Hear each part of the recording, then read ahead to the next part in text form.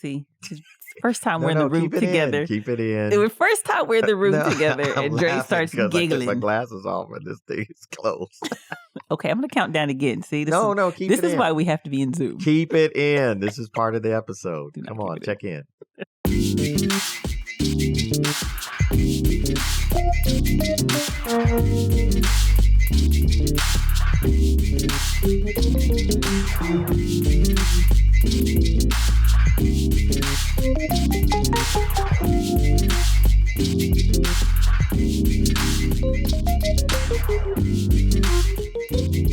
What's up, beautiful people? How are we doing?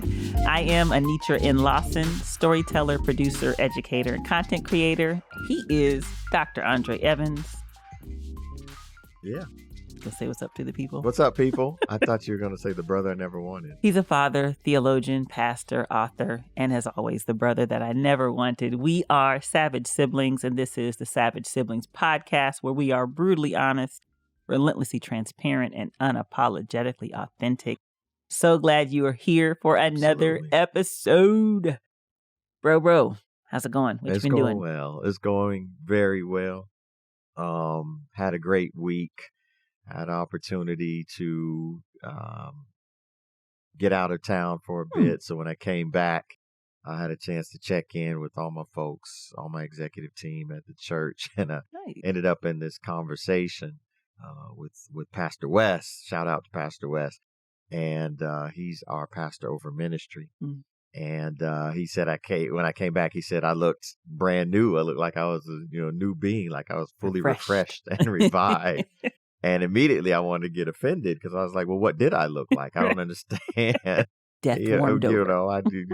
What's the problem? I don't feel like I changed anything. He said, no, it just feels like you really had some stuff deposited into you. And I said, I did. Wow.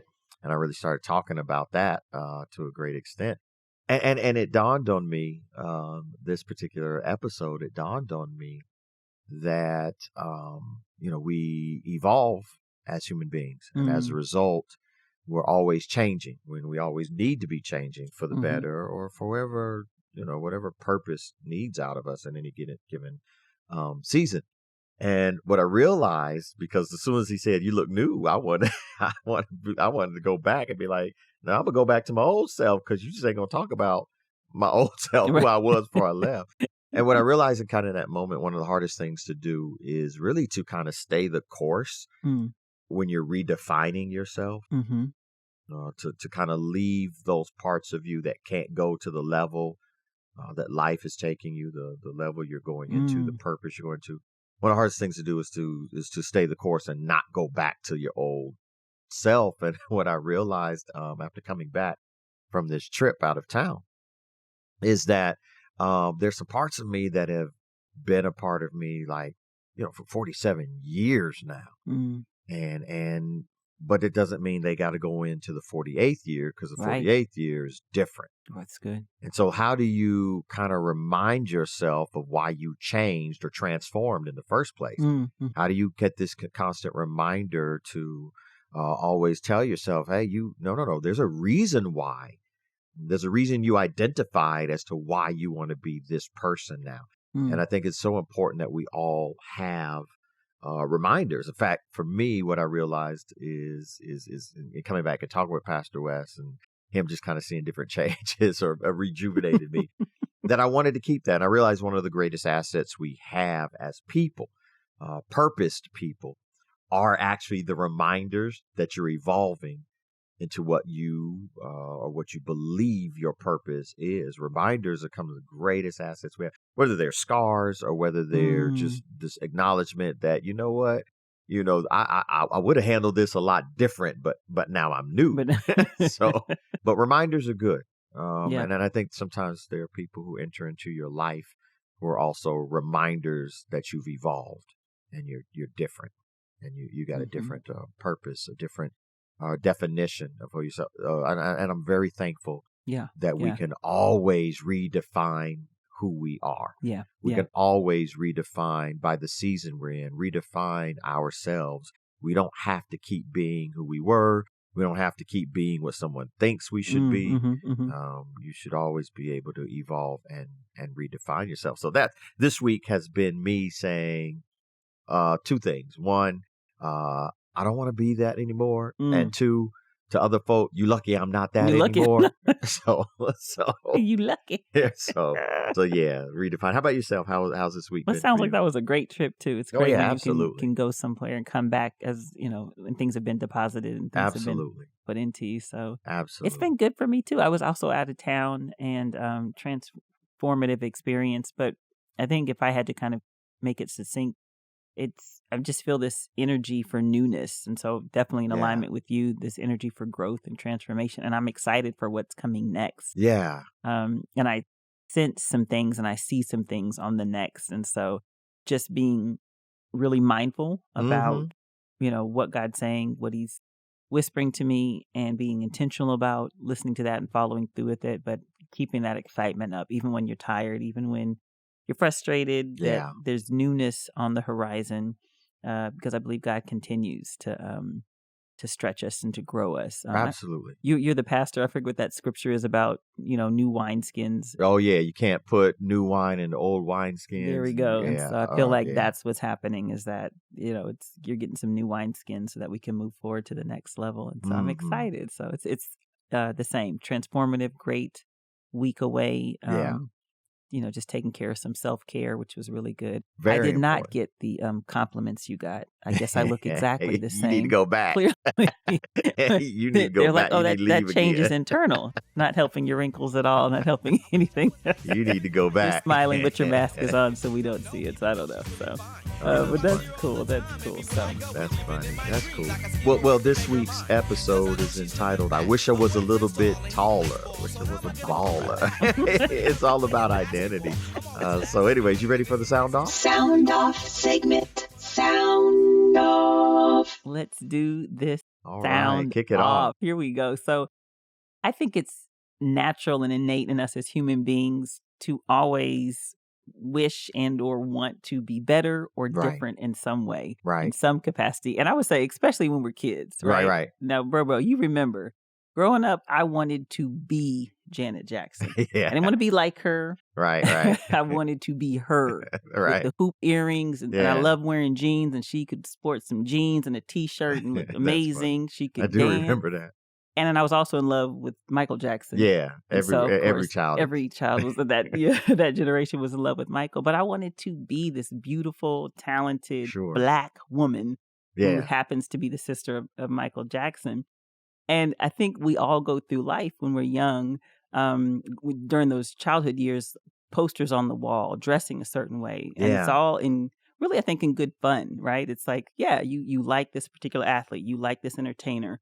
You like this particular celebrity. You dress like them. You talk like them. And it's usually healthy. But I'm telling you, there's a particular moment when that shifts. Yeah. When the wishing gets real. Right.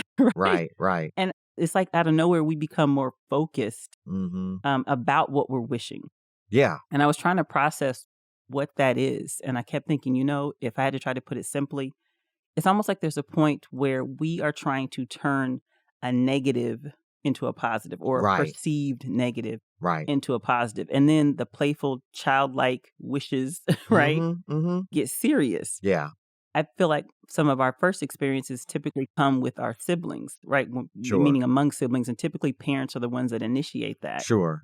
And I remember going from this space of, I love Janet Jackson, I love all these 80s and 90s celebrities, I want to be like them, to then going through the space where your parents start to critique you. And I want to say critique in a loving way, right? Because for them, it's also, I see something in my child and I want to turn that negative into a positive. I was a sensitive kid. I mean, you can't think of 1 week that didn't go by where I wasn't crying every single day about something. I just was always like ultra sensitive. Sure. And mom started trying to work with me to try to take that edge off. And she would say things like, you don't always cry about everything. She would say, maybe think about it. Maybe they didn't mean it. You can shake it off, like all of the above. But one day she said to me, I wish you were more like your brother. Now, let me be clear, y'all, for those who don't know Dr. Andre Evans. Dr. Andre Evans has what I call the Big Sean swag. Like, he is the dude that will be like, I don't F with you. Like, he has no problem. You little. Right. He will go all the way in. He was cancel culture before it was a thing, right? And so it wasn't that mom was comparing, because she never did that to either one of us, at least from my perspective. It wasn't about you trying to be someone else, but she wanted me to have my brother's edge because I am sensitive, right? Like, I do have this space that cares sometimes more about what other people think or how their well-being, their wellness. She wanted me to kind of get my own Taylor Swift, right? Like, you got to learn how to work that inner Taylor Swift and shake it off. Right. And I wish just in this capacity, you were a little bit more like your brother. And so I was thinking about that, because even today, I actively, as an adult now, work at that same space of, okay, am I being too nice? Am I being too sensitive? Do I need to step back and say, you know what? That's a boundary you're crossing. And as a result of that, get that big bro edge on me. Right. And so this made me think about all of the other stuff that starts to lead into the things that we wish. And so my question to you for the Sound-Off segment is, can you recall a time as a sibling or a parent, because I think we do it as parents too, where you wished for something more for yourself or for your children in the parent role, that speaks to these desires for us to take on something else to kind of be a better self, or to change that negative into a positive based on our POV or perspective? Sure. I would definitely say both as an individual and as a parent. So starting on the parental side, it's this perception of the world where, as an adult, I can say to myself, okay, I kind of know what Daniela, Corinne, and Corey are about to walk into. And it's these particular characteristics within them that are going to work for them or work against them. And so then there are those times where the I wish comes out, because I want better for them than what I had to endure, what I may have had to go through. But I want to make sure I never become a threat to who they are becoming in their identity. And so what I never want to do is become a threat by causing them to disconnect expressing themselves freely from what they're feeling as to what they're going through. Right. So identity has a lot to do with being able to express what your thoughts are, what your feelings are, what your hopes are, what your dreams, express them outwardly so that you can kind of work through them, while at the same time acknowledging, but it doesn't feel good right now. Right. Because that's where the I wish comes from. That's it. Right? The I wish comes from a moment where you're saying to yourself, I want better. I want to feel better. I want to experience better. I want to live better. So you start that kind of I wish process. So then going back then as an individual, the edge for me really came because mom and dad didn't have someone who came before me to say, I wish you were more like. So instead, what they allowed me to do is gain a really good sense of self. So I have the edge because my identity kind of encompasses everything that I went through and remembering what I went through, the experiences that I had, and remembering those experiences, the relationships that I had built, both that I considered friends, as well as this kind of parent-child, as well as adult-child relationship, and therefore then the values that kind of come out of that, and all of that gives me this sense of self. So I've got my dad. One of the most furthest back memories I have, vivid memories I have, is being on a fishing dock with dad and one of his friends when we lived in the trailer park in Missouri. So you weren't born. But I remember being young enough that I wasn't able to fish with them. So I had to be under 4, so maybe 3 or 2 even. And here's my dad, and I see this relationship my dad has. They're both fishing. And I remember the guy who my dad was with sitting in this lawn, those old 70s lawn chairs.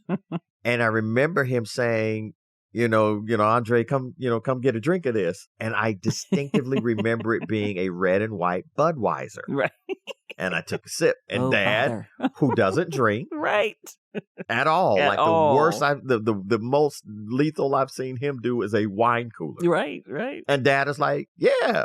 Because I think it's that point where dad is like, no, you can experience life. Right. Right. Even See how that at work out for 3, you. drink this beer. You can So experience life. And here's the thing about it. I knew it was something that's an adult beverage. But I felt like dad gave me a moment to be a man. You can say no to drugs or you can say yes. And it's going to alter the rest of your life. Totally up to you. But and I will not it's be going here to to alter catch the you. rest of your life. And so, but here we go. Let's see what kind of man this dude about to. I think that moment, dad's like, let's just see. Let's just see how it goes. Let's see how this goes. Is Maybe he the going to taste be the will next, ruin it, right? the next Steve Hawking, intellectual being, or Grady from Sanford and Son? Like, let's see where this goes. Like, let's just happen. Let's see where this Sky's goes. the limit. But in that moment, what I distinctly remember as a thought was, I get to choose. Yeah. I'm a man at 3 or 4. Sense of self. Sense of self. And I think the idea there, when you kind of put all of these memories, these experiences, these relationships, these values together, it ought to kind of create this steady sense of, who you are over time. Yeah. In order to bring in what you want to develop or about yourself or incorporate about your own identity. Yeah. Because in that, in these moments where you get to make the choices in life, the moment you stop making choices that further identify or develop you, you lose sense of self. Ooh, and therefore, it becomes more detrimental. You got to say that again. That was too good. Yes. The moment you don't walk into these opportunities to choose for yourself, to help further identify who you are in this world, you lose a sense of self. And then you operate in the detrimental actions of trying to be like someone else. Like someone else. Good Lord. That's trying rich. to be like someone else. That is rich. And I think one of the things that people don't understand, identity takes years. Yeah. For some people, it takes decades. Yeah. I didn't know who I was till I started pastoring this church. Yep. Now that doesn't happen 18, 19. That didn't even happen in college at Florida State. Right. Because that's not what I went to school for. Right. So I didn't really know who I was. I didn't have my identity till my late 30s as I'm going into seminary. And I'm saying, okay, now I finally know who I'm supposed to be. Identity takes years. It takes decades. Some people don't find out who they are until they're retired. Yeah. And it's okay. Yeah. It's absolutely okay as long as you keep making the choices for yourself to figure out who you are. And for yourself is key. That's for so yourself important. is key because when you're trying to be like someone else, you're not identifying yourself. You're not going in an identifying process. You're actually going into more of a survival tactic. Wow. Because you don't know what it took for somebody to be who they are. And so now you're just trying to survive in somebody else's plan, somebody else's path or pattern. So no, don't lose, you can't lose your sense of self. So yeah, on a personal level, when you ask, did I ever get to the point where I was wishing for more? Yeah, but that wishing was me saying, I deserve more. Ooh, that's good. I'm worth more. Yeah. Life has got to be more valuable than this. Yeah. And it didn't mean I want to make more money. Yeah. No. That's not what it meant. It meant I want more value in life. Yep. And so you get into that wish point. So yeah, absolutely. As an individual, you do. You get those moments. Say, yeah, I wish I had more of this. I wish I had more of that.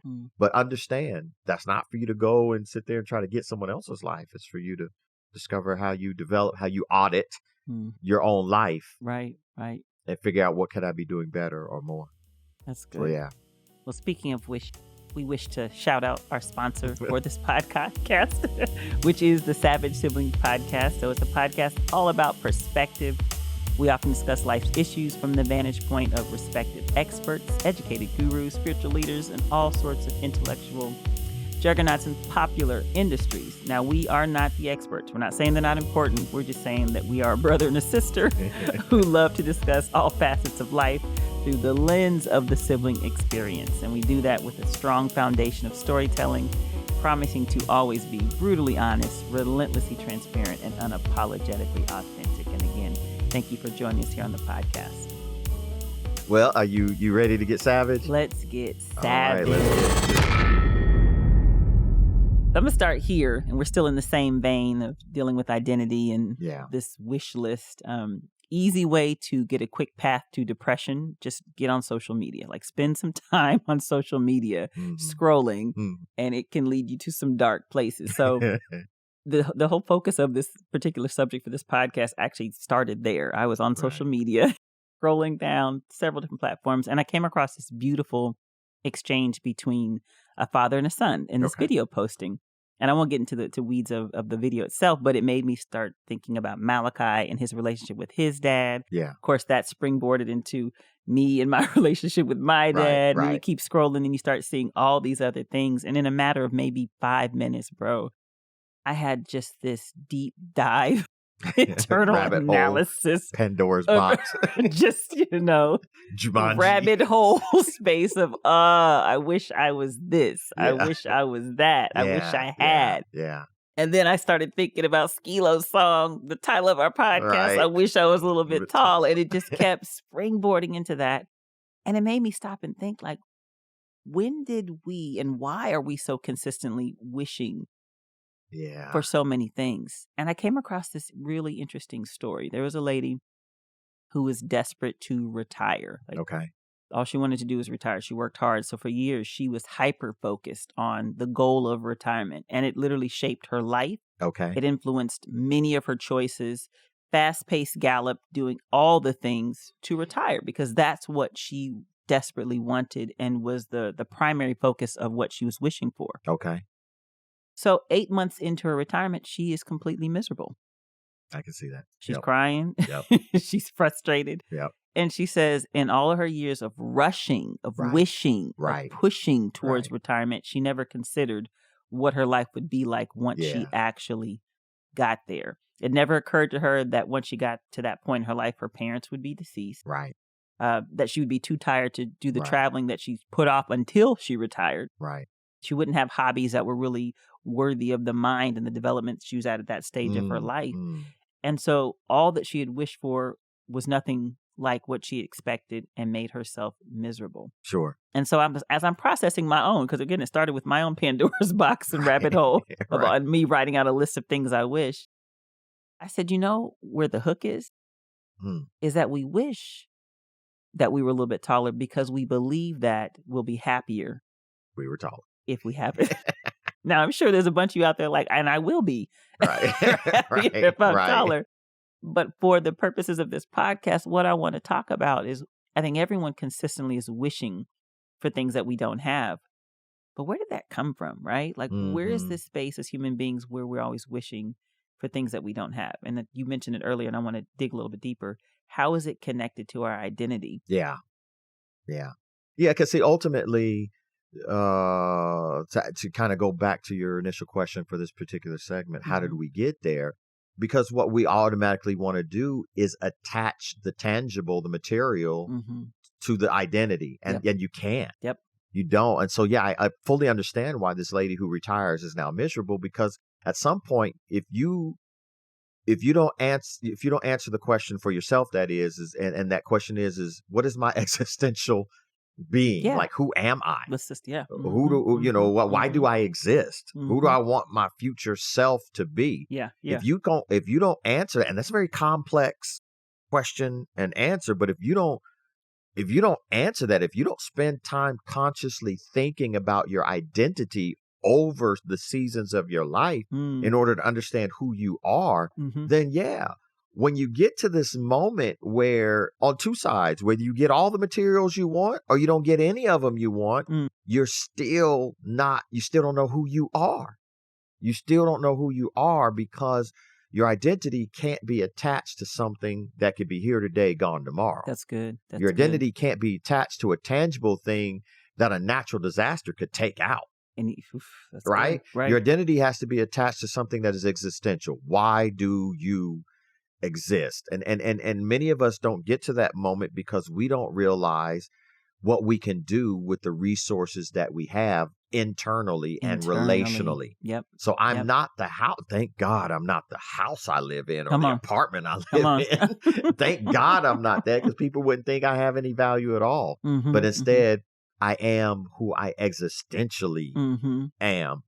And the crazy thing about that is because it takes time to figure that out. A lot of us don't know who we are until we've had enough experiences in life to say, but that's who you're not. Right. Right? That's who you're not. Unbecoming. Right. Those layers. So I think there are times where I think the universe, the atmosphere, God, whatever it is you're vibing with, says, okay, this is who you are, but you say, no, they ain't who I am, and then the universe, the atmosphere, God, whoever you vibe with, says, okay, I guess I got to show you who you're not first, because you don't believe. Because here's the thing. Here's the thing. I remember the first time I preached a sermon, and it all came clear. Meaning, I never understood why. I went to college for this set of degrees, but the moment I operated in that, I was never fulfilled, and I knew it in real time. I never understood why marriage was so difficult for me until marriage so difficult for me. I never understood why I had to be homeless. Now I'm talking homeless, not like real. surfing on somebody's couch, like homeless in a shelter. I never understood why I had to lose a job or lose opportunities for a job, and then God never give me a job that I wanted. I never understood why I had to be evicted and a car repossessed. I didn't understand that until after I preached for the first time, because then I understood immediately that, the universe, God, for me, God says, Andre, I want you in ministry. But God, I want to go to the club. Yeah. I want to drink. Right. I want to run these streets. Right. God, I graduated from Florida State. Like, I don't know if you know this. Number one party school. I don't know if you know this. Right. But we was in 1995 in Playboy magazine. Right. The October calendar edition ranked Florida State as the number one party school. Like, that's how I identified myself. But in that moment, I'm coming down off the pulpit. I noticed something in my heart. Okay, wait a second. You didn't do psychotherapy really well because you're unfulfilled. You didn't do love really well. You didn't do, following what you want to do really well. Yeah. And the only reason why I know I didn't do those things well is because what I just did, that's the best thing I do. Right. I don't do anything any better than studying, preaching, and teaching. Now, that's not, ministry ain't for everybody. I get it. Right. But every now and then, the universe, the cosmos says, this is what you do well. Okay, you don't want to listen? Cool. Let me show you what you don't do well. And at the same time, it's going to cultivate what you do well. Because it was in that moment where I realized, I had to be homeless. Why? Because what I do well is going to touch people who are homeless. I had to be divorced. Yeah. Why? Because what I do well is going to touch people who are going through marital problems, so that maybe they can avoid divorce. I had to go through these things because it cultivated what the atmosphere of the universe, God, says I do well. Yeah. And I had to realize that it's important now for me to consciously think about my identity, because it's going to affect my life. Yeah. Not a season in my life, my entire life. And so a lot of times what people do is they identify who they are based on what they have instead of who they are. We got to get to the point where we stop saying, well, I am this house, I am this car, I am this salary. No, that's not who you are. Cultivate who you are. That's your identity, because your identity will always keep you at a level of life where life is valuable, as long as you're always operating in your truest self, in your calling. That's good. And when you know who you are, it's going to inform in essence, your wish list, right? Absolutely. Which is going to be much more grounded. Absolutely. And much more rewarding, I would think. But so speaking of identity and kind of the confusion there, we always hear that phrase identity crisis. So if I am the person who's building this wish list based on what I have and or what I want to be in my hand, and I haven't taken the time to figure out who I am, again, based on your belief, for me, it's who I am in God, then I do have this identity crisis. But what does that even mean? What does it mean to have an identity crisis? How can you even recognize that you're having one? Because we're so inundated with the images that say, get this nice car, right? Live your best life, right? Get this car, be married by this time, have these kids, do these things, wear these red bottom shoes. Like there's so much that's telling you, no, this wish list is the wish list. Like if you're not on this wish list, you want something that doesn't matter. So how do I even know that is an identity crisis? How do I even know what that means to help us unpack that? It's so awesome how you already set this up. Identity crisis. If you want to know if you're in an identity crisis, look at your wish list. Ooh, good. Because here's the thing. Yep. When you know who you are and that identifies your wish list, that's it. That's different than when you don't know who you are and you're putting things on your wish list. Because the fact of the matter is, when I don't know who I am, what I'm doing is that I'm giving into the fact that I lack the ability to be resourceful. Because here's the thing, an identity crisis starts with the fact that you don't know who you are, therefore you don't know how to be resourceful in who you are. Good. Right? Because here I am asking myself in homelessness, how am I going to get out of homelessness? I obviously can't pay for a house. Obviously don't have a job. Yep. So, but it's there where I figure out exactly who I am. Now the resourcefulness of knowing who I am identified the wish list. The wish list then came from who I am existentially, not what I see on social media or in other people. Yeah. And so I now gain this sense of self because sense of self depends on not only recognizing your strengths, but also believing in your capabilities to use your strengths to achieve goals, right? That's good. So then that wish list is identified by, what do I have that I can use? So having a good handle on my gift, talents, having a good handle on who I am, and learning how to audit my life to get the best out of it, maximize my day-to-day actions, my day-to-day opportunities, using what I am daily, that's what allows me to avoid an identity crisis. Because people who are overly concerned with impressing other people or the impression that they make, when you're overly concerned about that, or you're overly concerned or you feel a core aspect of yourself is not being expressed, they're the ones who are going to struggle with identity. Because if I'm worried about what other people think, or if I beat myself up so much that I don't even express who I am, now all of a sudden I don't put any strength to who I am, and therefore there's no way I could identify myself in any given environment at a time. Yeah. See, people with an identity crisis will walk into a room full of people and say, I want to be more like that person. Yeah. And start to mimic that person. Yep. Whereas those of us who know our identity walk in a room full of people and say, I'm going to be myself.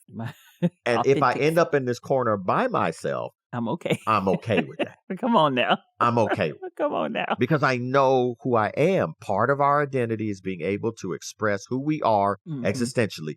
Are you living out loud why you exist? Wow. And if you're living out loud why you exist, I don't reach crisis mode because someone could come up and be like, I don't like who you are. Cool. Go on the other side of the room. Right. Exit this room altogether. Right. But I'm not going to stop being who I am. Right. As a matter of fact, and if you stay long enough, you're going to mess around and become like me. Right. Because I'm not finna be like which you. ain't going to work for you either. Right. So at this point, who you are ain't working for you. Yeah. I don't like who you are. No. You love who I am. Who you are, you don't like. That's the problem. Because if you liked who you are, you wouldn't care. You wouldn't care. Oh, that's so good. Come on. There's almost like there's this nomadic piece of it too. When you are in identity crisis, then you're just jumping on the latest thing or the latest focus, or your wish list is constantly changing because, there's always going to be something more You're or always different, evolving. which leads to my next question for you is, just the act of wishing alone, can that sometimes be damaging or problematic? Because I've seen the mindset that says, yes, I'm wishing for this. Okay, so say you get that house, then you're Right. going to want the next bigger house, or sometimes it just keeps going. If your identity is not grounded, it puts you in the space of being like future focused, right? Rather than being in the present moments. And I definitely think that when you are in pursuit of your God-given identity, that you are in the present moment, because God is going to oftentimes require you to be right here, right now with him to understand what he's going to deposit in you for the next day. But these wish lists that aren't grounded, they're always future focused. It's always about what's the next big thing. Once you get this, you're going to need more. And so my question is there a danger, to a damaging perspective or problematic for the act of kind of this constant wishing? Yeah. So to me, I'm going to say yes, because staying in wish mode is like keeping an excuse around instead of turning your wish into your reality. That's good. Right? Yep. I'm in wish mode because I want something different. Well, I ought to be moving, developing, transforming so that I can get that off of my wish list. Yep. Right? So keeping it on my wish list or staying in wish mode, always saying I'm wishing, and it's the same thing you're wishing for, is an excuse. And it's an excuse that keeps you from getting better. And see that the issue there is there's this perceived benefit sometimes that we associate with keeping a wish list. And what it is, it's perceived, but what it is you're trying to keep a sense of control over your life and the risk you'll take, because you don't want to be seen as making a mistake or failing or doing wrong. Right. But the thing about having a wish list means you're willing to take the risk to be wrong, because then you just simply adjust the details of the wish. But instead, staying on a wish list, it actually shifts the responsibility from you being better and developing and puts it on this kind of external force. Like, oh, I wish I had this, but the man keeping me down. I wish I had this, but I can't, nobody will let me. I wish I had this, but nobody will give me a chance. You got everything you need. They make these clothes smaller and smaller every year. Right. So we give too much power to an external force when we stay on a wish list for the same thing. My wish list is ever evolving. That's good. Because I go after the wish. Oh, that's good. I go after the wish. And I turn it into my reality. And then I say, all right, I want to go higher. I wish into my next level of wishes. But I can't let anything become an excuse, because then I'm not getting any better. Right. I can't stay on the wish list because, so it can be detrimental. Absolutely. It's like spending so much time wishing rather than actually something and actively, intentionally working to make it happen. Absolutely. Okay, let me dig in a little bit deeper there then. What about this notion of the fear of success, right? Sometimes we have a wish list, and these are, great things that you want to build towards, but many of us stay in that space of just wishing, thinking about it, romanticizing it. Maybe that could be because we're afraid of how our life is going to change if it happens. Do you feel like fear of success is a part of this kind of, space of perpetually wishing for something, but not actually moving into action to make it happen? Yeah. So to me, So the fear of success, it's a crazy concept, because first of all, you have to take an inventory of yourself so you understand what success would be. And then you say, ooh, that's good. Am I ready to operate in that? Right. Ooh, that's so good. So before I have a fear of success, what's crazy about fear of success is that you've already then evaluated yourself and said, I can be successful. Right. Because I don't fear success if I know I'm going to fail. That's it. Ooh. So that means I will have reflected on myself and noticed that there's this discrepancy between who I am and who I want to be. And not only that, but I gave power as this kind of catalyst for change. I gave power to who I want to be. You just said which means then I've had the opportunity to kind of see what's available to me and see what I want to be. And now I've got this evaluative measure that says, oh, I can be that. I just got to do it. I got to try.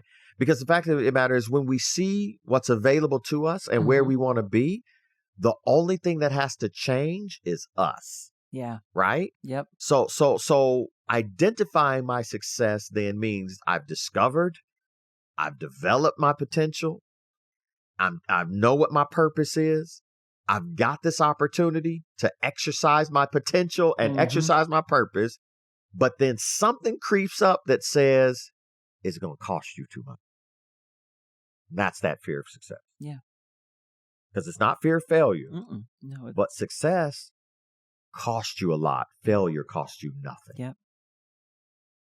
So am I ready for the potential price that comes with, am I ready to lose friends? Yeah. What's going to happen when I get there? Yeah. Am I ready to lose stability? Am I ready to lose my comfort zone? Am I ready to lose secondary gain from relationships that aren't really good for me? Right. But I get they're not going something in that direction. Right. Yeah. They're not going, but I seem to be getting to me, fear of success is like the 8th grader who purposely fails 8th grade so he can stay in middle school instead of going on to high school. Right. Because 8th grade was so good to him. Yes. But now life is saying, now it's time for you to be better. Yeah. Here's the next level. And he's saying, nah, oh. So he sabotages. Fear of success will have you self-sabotage. And we got to be able to understand that being successful never came without taking a risk on yourself. Yeah. And we can't let that happen. We can't let that happen because that's just going to lead to disappointment. Absolutely not. Yeah. And you unpack it so well in terms of looking at how once you establish in your mind what success is, you're already grounding yourself in your identity. Already. And then it's just taking those steps that, certainly can be easier said than done, but certainly worth the effort. Well, what about comparison? Because that's the thing. You always hear that quote, comparison is a thief of joy. But so much of how we're shaped as we're developing from children to adulthood and even beyond, and not even just the classic social media Instagram comparison, but just we do look at people, other people in the industries that we're in, people who've done, operated in excellence and greatness, and we do say, well, I admire that. I'm looking at these spaces and looking at these individuals in these spaces, and I'm saying, This is what I would like. Right. Is there a danger when you're developing a wish list based on comparison? So I think when comparison moves beyond the experience of bonding and learning from history, then it becomes a danger. Because my identity is forged through the experiences, but I bond with those experiences to learn more about myself. I learn from the history of others, but what am I learning? More about myself. So if I'm mimicking, if I'm following, if I'm just trying to do what someone else is doing, but I don't learn about myself, that's the danger, because sometimes we miss the opportunity to pull things off the wish list because we've missed the opportunity to discover who we are because we're too busy trying to be like someone else. And your path is always going to be different than someone else's. But there's nothing wrong with learning how to be great from someone else's example, right? Right. But the learning how to be great is, there's nothing wrong with learning how you specifically can be great when you're learning from someone else's example, but it's detrimental to try to follow their exact path. Got you. And so, no, I have learned a lot about myself watching others. No doubt about that. No doubt about that. But it was always, I needed to learn about myself. Myself first. I don't want to learn your walk because I don't walk like you. Yeah. I don't want to learn your path because your path was for you. But I want to learn from your path. I mean, there have been a whole lot of times where I've been like, I want to do this. And I watch somebody be like, oh, but I ain't going to do it that way. Because you know that looked like it hurt. It looked like that was a lesson. It looked like that was a lesson that I don't want to go through. I don't want to deal with. And so, and then the other thing is you'll watch some people, they'll take risks on certain things, but not take risks on the things that you need to take risks on. Right. Yep. Yep. And that ends up being an unhealthy relationship with success. Absolutely. You say, okay, well, I'm going to start my own computer company and I'm going to do it in the garage because that's what Microsoft did. Yeah, but that doesn't right. but their conditions were different, Mhm, right? Their mhm. economic situation was different. Their nose that they got, you don't even know about, Yeah. right? So I'm glad you want to start a software company, but learn from their garage experience. Right. Don't mimic. Don't Right. go to Still their go on garage your experience. journey. Yeah. So to me, like I said, if it goes beyond the bonding to learn about yourself, then comparing yourself to someone else, yeah, it's going to be detrimental. Yeah. And it's going to go into you being disappointed because it didn't Mhm. work out the way they did. Yep. That's going to be going into that. To me, that's another layer of fear of success because they were successful. And so now your fear, once you get disappointed, is well, I'm not going to be successful like them. But that's not true. Right. You're going to be a different success. Mm-hmm. So stop comparing yourself to theirs, because you're going to have to take different risks. I can't get my hopes up on somebody else's high. My hopes got to be up on my own. Absolutely. Or on my own path. There's also a cap there too. Yes. When you start, functioning, even if you're looking at people who are operating at a high level and excellence in an industry that you're also working in. Right. But if you start mimicking what they're doing, one or two things can happen. You can cap off based on their dreams and wishes. Right. And not even realize that you're supposed to go higher. I have a very good friend who's a phenomenal filmmaker, and we love to work together. And she had no desire to make anything longer than short films. Right. She was like, no, feature films are a lot of work. Yeah. And she's right. Yes, they are. Right. And she's they like, are. and they're really expensive. Yeah. And she's right. They are. But for her, as awesome and amazing, and I still learn from her when it comes to all things production and film, her wish list caps. Yeah. It plateaus. Right. And so if I stay, and I can learn from her till the day I die, but if I stay in that space of her level of excellence, then I miss out where I'm supposed to go. I am supposed to do feature films. Right. I don't want to stay in short films, right? Right. I do want to do episodic. I do want to do much more. And so that danger of comparison, even if we're choosing high level, excellent, phenomenal people in the field, is that, if you start mimicking or simply just wanting to take on all that they do, you might miss the full trajectory of where you're supposed to go, which can be much higher. And it's not your path per se to just rock with them. Even in that example, you brought out something that's key. You saw her wish list and said it caps. She saw her wish list and said, sky's the limit. She loved it. You know what I'm saying? I remember it's to me, it's so the true. Proverbial perspective. Yeah. It's the snail who's on top of the tortoise, and the tortoise is going slow in our eyes, but to the snail's like, slow down. Wind in my hair. Woo, slow down. So good. Boy, I ain't know you go 0 to 60 this fast. So true. So you can't pattern yourself. You can't compare yourself to someone else because your perspective is different than theirs. Your perspective. People come up to me all the time and be like, oh man, you need to do this in your ministry, this in your church. And I'll be like, oh man, you need to do it for yourself. Right. So invite me to your church. Right. You need to start your own church and your own ministry. I can't wait to see that in your church. Right. Because I'm doing my wish list. I think the thing that can sometimes make it challenging, which is why identity as an anchor point is so important, is something we talked about in a past podcast about exposure leads to expansion. And so on one end, you absolutely want to surround yourself with people who are functioning at high levels so you can be exposed. Yes. But as Dre just pointed out, you don't mimic their pattern so that it usurps or subsumes your identity. You look at that to expand your experience, to broaden your perspective, but then to push you deeper into your identity so that you can continue moving in the direction that you should be going. Yeah. And I think that's where I sometimes grapple, where I see amazing people in my industry working and I'm like, ooh, the way that they're doing it, I love it. I love that platform. Right. I love that filmmaking style. I love that style of teaching. I want my business to be just like that. Yeah. And I'm around them and my mind is being open. I'm seeing, oh, that's how you run the business. That's how you hire somebody. That's how you shoot that project.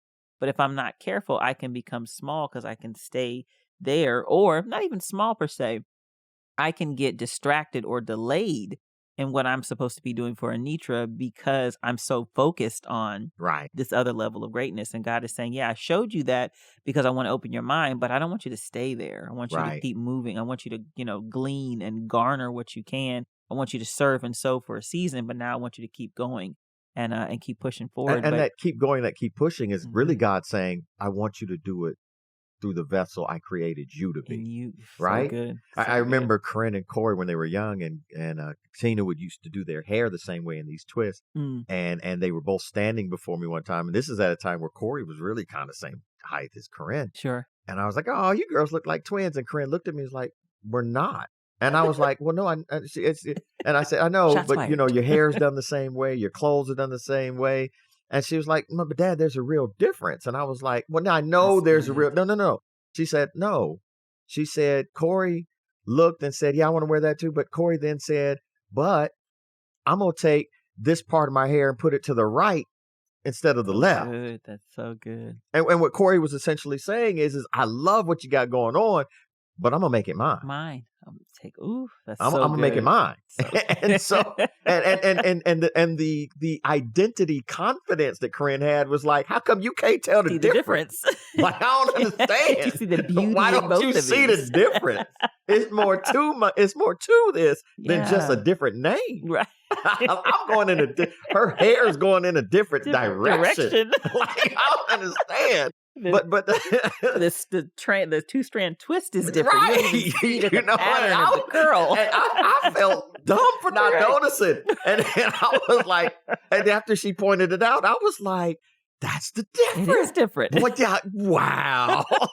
But see, that's the thing. It's okay to put yourself amongst people who are great in the area you want to be great. But your subtle change, who you are, your subtle identity, put you in a total different direction. Yeah. And the confidence you get in being yourself is one where you be like, you can't tell mine's parted to the left. Right. Like, I don't understand. What are you looking at? What's wrong with you? Listen, and that makes me think of Spike Lee. And I remember talking to some of the film students, and even just when I was a film student myself, but you don't go see a Spike Lee movie. Right. You go see a Spike Lee joint. Like, there's an entire brand and persona based on his identity that is rooted and grounded in the work that he produces in terms of who he is. His wish list is built around 40 Acres and a Mule, a Spike Lee joint, the identity that he's definitely put out there, and we honor that. So it's so good. I think that's a great segue into the transformational perspective.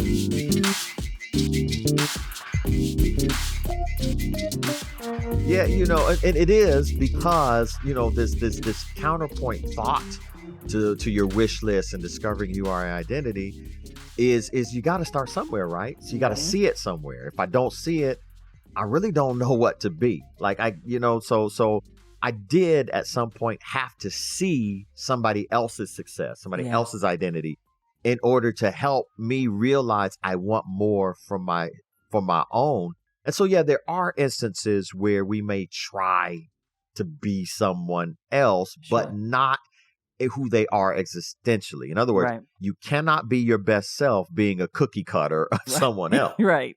Nope. But here's the thing about that, though.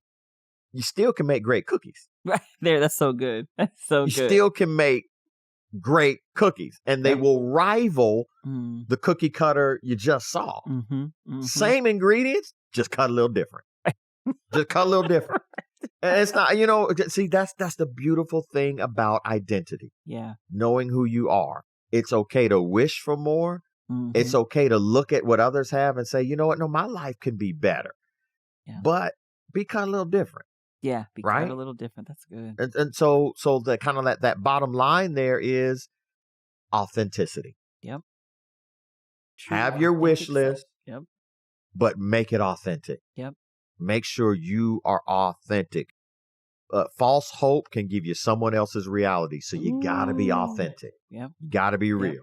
I can't sit there and say my wish list is a $25 million home. I know I ain't headed towards $25 million money right now. Right. I'm not headed. So I'm not going to be like, that's my hope. No. I want a home. and I want a beautiful home. Mm-hmm. And my home may not cost $25 million. It may not even cost $1 million, but it'll have just as much authenticity and love and hope and dreams as the $25 million home. Right. So, so authenticity is a huge thing. We all get to this point where we kind of subconsciously, maybe even subconsciously internalize our expectation of self, right? And sometimes those expectations will start to dictate what we believe in life. So that's that wish list. I believe I should have this. I think I should be able to have this. And so then it's got to move into an authentic way in which you carry yourself in life. Yeah. So that decision, the decision to kind of examine yourself, examine the challenges that you're going to have, examine the assumptions you're making about yourself. That decision to do those things, it might be difficult, but it is the first step to being authentic. Absolutely. Right? I can't just say I wish for this until I examine who I am first, and say, well, what are my challenges for getting it? Yeah. See, what I don't want people to do is have a wish list, examine who they are and say, oh, I'll never get it. That's a lie. Right. Examine the challenges and tap into who you are existentially, the resources you have. And yes, it's going to be a challenge. Yes, it's going to be difficult. But that's your first step to living more authentically, is being able to say, I know who I am. Identify yourself. I know who I am. Right. I know what I've got available to me. I know how I'm gifted. I know how the universe, the atmosphere, God, whatever it is you vibe with, is saying that I'm great at. Connect them all together. And when you make these decisions, your decisions should, for the most part, primarily be for your well-being, for your embetterment. See, another problem we have with our wish list or becoming our greatest authentic self is that we're trying to benefit someone else's opinion of us. Someone else's thought of us, someone else's perspective of us, someone else's, watch this, well-being in our life. As opposed like, why would I make a decision for your well-being? Right? Over mine. Why am I worried about your health and well-being with the decisions I make for my life? I'm not doing it to benefit you. As a matter of fact, if I really want to benefit you, I need to be authentic. I need to be my best self. I'm not trying to be the next big anything. I'm trying to be the first best me. Period. Every day. And that's the thing we got to remember. First best me. That's good. When I'm authentic, I'm at my best. When I'm not authentic, I have less to offer people. Because I cannot offer you what you want if it's not me. I'm offering you a watered down version of what you want. Because what? It's not me. It's not me. It's not who I am authentically. And you got to practice these things. People don't understand. Authenticity doesn't happen overnight. It does not come. It's not a one-time shot. Nope. Authenticity is something you got to practice every single day and because you want to be real and you want to do them. And you got to practice authenticity from learning from experiences, but never asking anybody to input their experience for you. That's good. My authenticity doesn't come with a board or a panel. Right. Should I do this? No. My authenticity, watch this. My authenticity is me being myself and not asking anybody. Absolutely. Especially but when I am myself, there are a certain set of people that are attracted to my life that I never have to ask their opinion of me.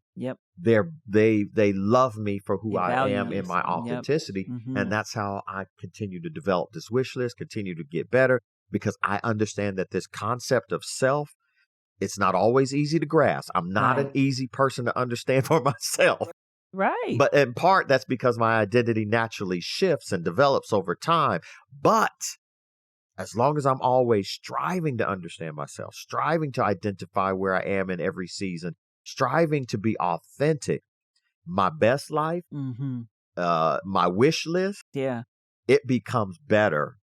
Now all of a sudden, I love the song. And there was a point where I did want to be a bit taller. But now I understand the resourcefulness that comes with being shorter. Right. I did want to be a baller, but I now understand the resourcefulness and the authenticity of being able to just be a role player every now and then. And I'm so good with that. Because here's the thing, when I know who I am, my wish list is a little bit different. Now it's not I want to be taller. It's not even I want to be shorter. I want to be impactful. That's good. I want to be influential. That's good. I Yep. want to be good to Yes. people. Yes. I want to know that I left a legacy Yeah. that blessed somebody. Yeah. Right? Yeah. So my wish list changes, and that's why I say the bottom line is authenticity. It's so true. And there's another danger which we kind of tapped on, but I just want to grab it here real quick as we transition. But when you're not your authentic self, you can literally become a slave to the very Ooh, thing Jesus. that you then have. I think Yeah. scripture talks about like you get these things, but there's added sorrow. Like that's not what God means. Right. So I can chase after, the other female filmmaker that I love, she has this kind of house. So I'm going to work and get that house. And then I get it. And I'm a slave to keeping it, right? Yeah. I can work to produce this many films because this company produces this many films in a year, rather than saying, no, what is authentic for Hourglass Media? And now I'm a slave to that goal and that wish list. Yeah. And it's keeping me bound and keeping me overwhelmed and keeping me unauthentic. Right. And not, just not impactful. All the things that I want to be now are lacking. And I've just shackled myself to something that's not me. And so you fight for that authenticity. You fight, and it is a practice experience, and you push for it and you be okay in resting in it and developing it and evolving in it. Otherwise, you're going to be a slave to so many different things that you see. You're going to be bound to it. And it's sad to have all of these materialistic things and still not have joy, not have the peace and the other things that will come in life that are based on you being authentic. So I think about The Wizard of Oz, because we're from Kansas. Right.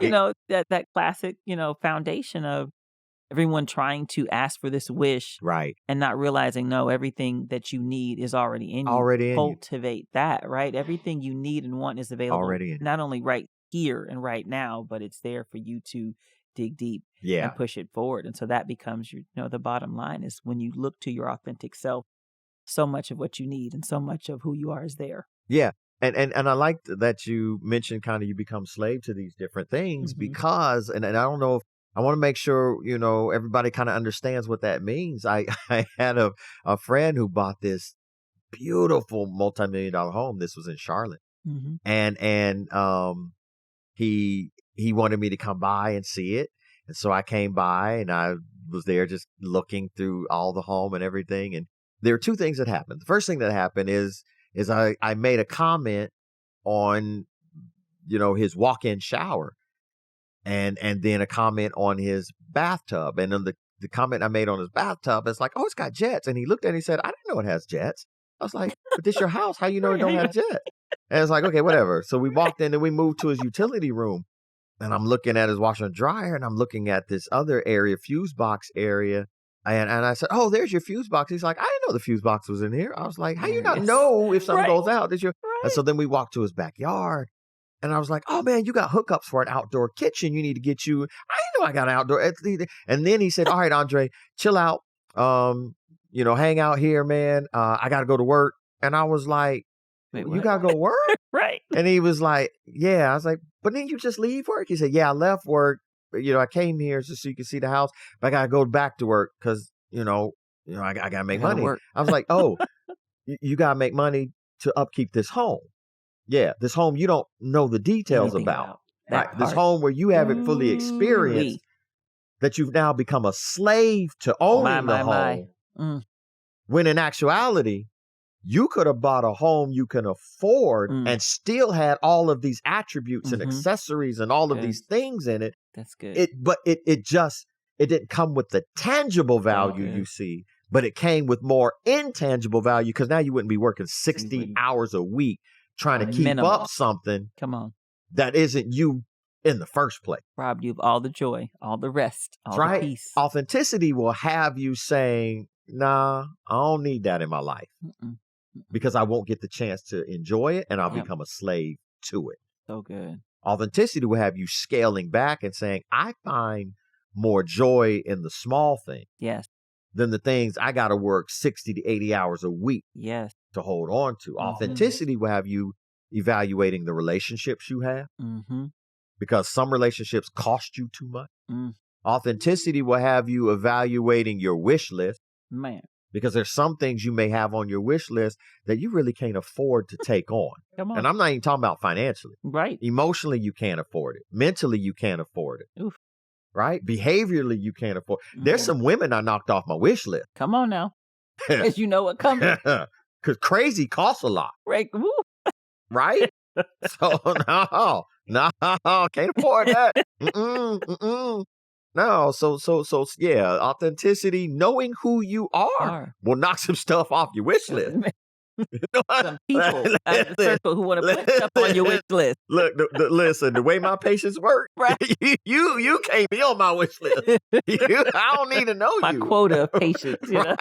I don't have enough. I can't withdraw anymore. No. I love that. Absolutely. Yeah. Oh, too audit funny. and evaluate that so you can see some folks who are trying to add to your wish list or remove them from it. Right. So good. Yeah, that goes on that different wish list. Right. That goes on the I bet you wish you hadn't list. I ain't putting on mine list. You want that gone? Well, they say best thing I never had. With you. I'm like, I bet you wish you hadn't got that on your wish. Yeah, but that's the life lesson. Absolutely. Absolutely, no doubt. All right, so we gonna get into this quick shot real quick. All right, yeah, I was. I don't know why this one caught me. Just really on Twitter. That's where I get my quick shot. And this is what the tweet says. It says, "I'm too busy finding myself to care about what others think. Please like and retweet if you think this is a good tweet." That's awesome. And it had 150,000 retweets awesome. and because that's where some of us miss our identity, miss finding out who we are, miss finding out our identity, miss our wish list because I'm in self-care mode. What you think about that? If you're self-care mode, why you care what other think? Why you need others? Right? Why do you care that other people care if you're in self-care mode? No, see, that's some of the problems that people have with developing the wrong wish list. You too busy worried. You can't identify yourself. And then check how many retweets and likes to get. Coming back every 3 seconds. Responding. Talk about in one of your your comments, right. You comment on your own tweet talking about, boy, this went viral. How you know? You too busy caring about what other people think. Come on, you ain't that busy finding yourself. You ain't that busy identifying yourself. No, Good, that's awesome. Okay, I have 2 quick shots. So we'll start with the short one. Okay. And this is just really a reflection. It still happens, but I remember, I don't know if you remember, there's so many commercials that deal with, prescription medication, but there used to be one for, and I don't even know I'm not even going to put them out there, but a company that was selling a pill that would help men who were balding to get more hair. Okay. Right. And so, of course, it's one of those classic commercials. We've seen them where you see these men who are miserable and they've got receding hairlines. They got the George Jefferson going on, right? They're trying to figure it out. And there's a pill for that, right? Yeah. And so in the commercial, they're saying, help you get back your confidence and your hair will grow. And then, of course, what comes after that with this pill? All of the side effects. The side effects. Right? And I remember hearing these side effects, and it's lethargy. Yeah. Bloat, yeah. impotency. Weight gain. Ooh, and the one that messed me up was gas with an oily discharge. And you're laughing just hearing it, and you can just laugh and walk away. But I kept thinking on it. I said, well, wait a minute. Yeah. Most men want this pill. Right. To get more hair. Right. So that they can get something on their wish list, which is usually a woman. Or sex with a woman. Absolutely.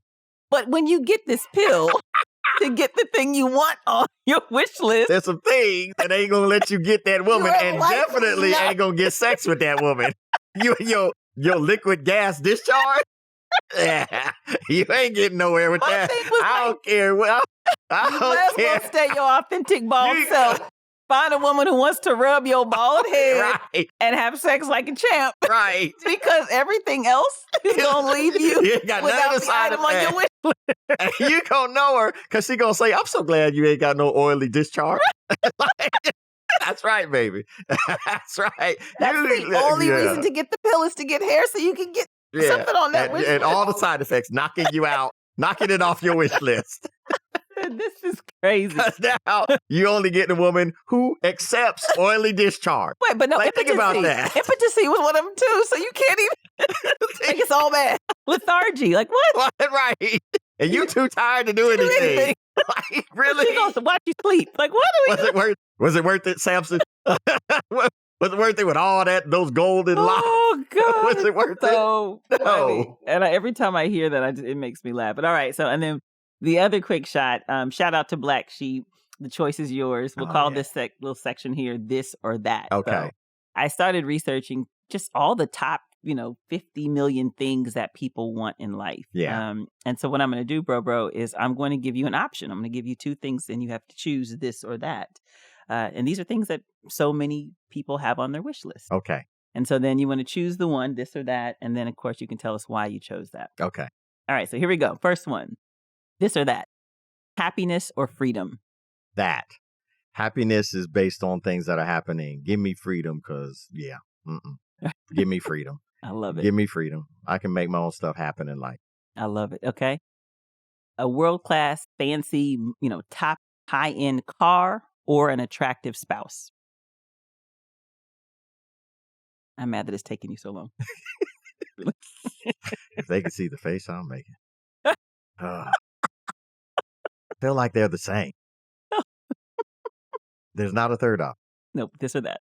So the high-end car or the attractive woman? Spouse. Oh, that's even worse. That's even worse. Because the car. Cheaper to keep her. Cheaper to keep her. The car. Because if you have a dope car and an ugly spouse, the car gonna make up for it? The car gonna make up for it. Yeah, I can't. Okay. All right, next one. Sex or love? Ooh. Depends on if you... So you're asking me in my late 40s, so I'm gonna say now. love. That. Certainly. When you're 18, 19, I get it. Yeah. All right. To eat whatever you want without gaining weight or to be attractive as you age? Yeah. As he rubs his belly. I want the listeners to know he leaned back and he rubbed his belly. Ooh, I'm going to say that. Yeah. Because I can choose this, eat, and never gain weight. But because I'm Black, I still got to deal with diabetes. I still got to deal with high blood pressure. You know what I mean? So I want to do attractive as I age because in health years being Black, I'm 183 in health years being Black. Because, Black folk. Right. When it comes to health. Ooh. So, but no, I'd rather, I'll take that. Attractive as I age. As you age, yeah. Because you can be plump and still look amazing. I've seen some very attractive people got a little meat on them. All right, next one. Wealth or good health?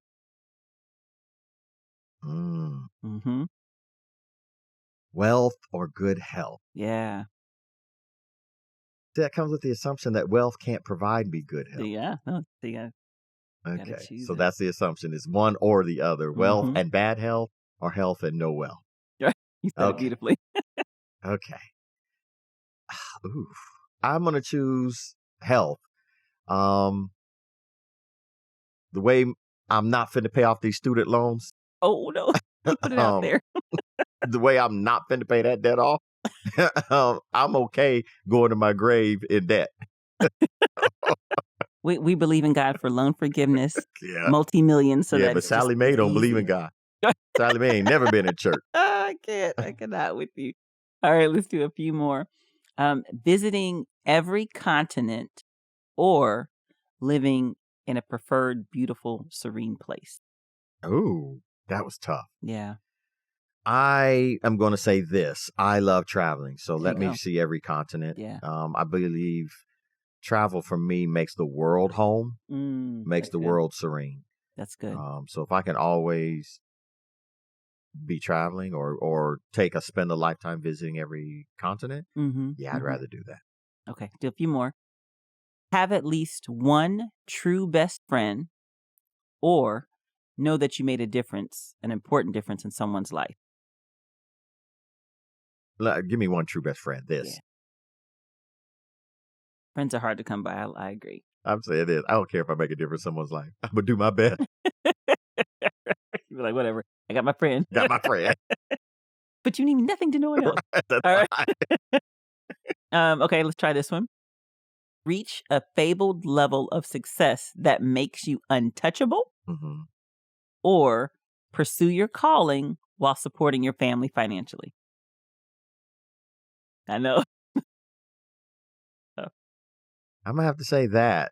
Yeah. I'm going to have to say that. I love the idea of being untouchable. Right? That way I can treat people anyway. I see Scarface, right? Right. That's who I want to hello. be. Call me Don Drake. Yeah. I love that idea, but what I love more is being able to take care of my family. All right. And so then let's do this one as the last one. A state of constant peace or unlimited technology? Oh, peace. Peace. That was easy. This. You don't want Wakanda? What's wrong with you? Man, listen. You give me, you let me live like them serial killers in the mountains in Montana, and Lord. nobody come by me. Peace. Give me peace. I don't need technology if I got peace. Because the reason why folk need technology because they ain't got peace. That protects their peace. Right. Give me peace. Wakanda forever. Give me peace. Give me peace. I love peace. It. Give me that peace type of give peace me death.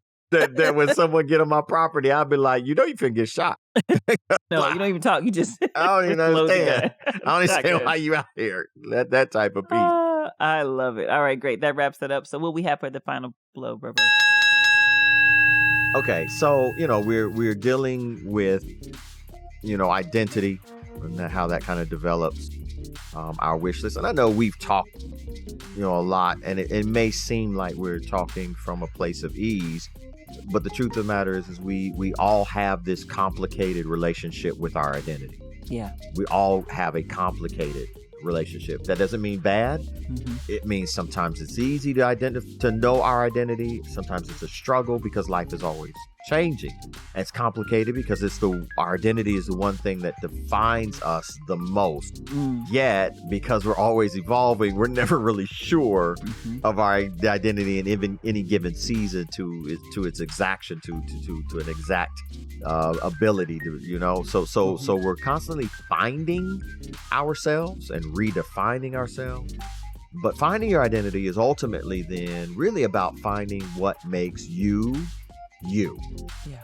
So let's not make it more complicated than it is. Yeah. What makes you, you? It means understanding who you are and what makes you tick. Yeah. Right? Understanding that these things are what upset me. Okay. So let's pattern a life where you reduce the amount of that, right? Because emotions are fine to have. So every day what you do, and here's that kind of final blow when you're developing this wish list. Every day I want you to get up and imagine living a life that you love. Every day get up and imagine that today I'm going to live a life that I love.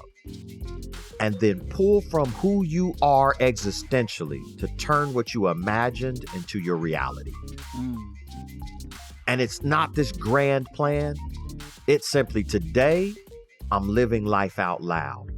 Here's what I have within me that's going to allow me to do it. I'm going to live it out loud on my job, in my relationships, in my encounters and interactions with people. I'm going to live it out loud in areas where I do for myself, self-care, that type of thing. Every day, imagine what's going to make today your best life. Pull from your resources that make up who you are existentially and turn that imagination into your reality. Turn that wish list real today. And you do that again by knowing who you are and pulling from the resources that you have within you. And just watch it. Watch how that best life really just comes to fruition for you. And you lessen your wish list. And tomorrow, make another wish list. And imagine yourself living life out loud. So that's my final blow for today. So fantastic. All right. Well, that's going to do it for us. As always, thank you so much for rocking with us. Remember, Please comment on all of our platforms. Let us know if your parents ever wished you were more like one of your siblings and how that made you feel. Yeah. Tell us how you're becoming and maintaining your authentic self. Yeah. Maybe share with us some pills that we shouldn't take that have terrible side effects that we should avoid. Things that you wish for in life. Please come and share your wishes. And of course, if you have any suggestions for future podcast ideas, let us know that as well. Shout out to Ronnie Maxwell, our music producer. Maxwell Music. Dwayne McClendon, our sound editor, post-production supervisor. We are only here because you guys make us better, so thank you. Shout out to our parents, Gina and Dolores Evans. We love you to the moon and Parentals. back. Parentals. And so we're signing off from Savage Siblings Podcast. And remember, don't go through life alone. We'll see you guys next time. See you next time. Thanks for rocking with us.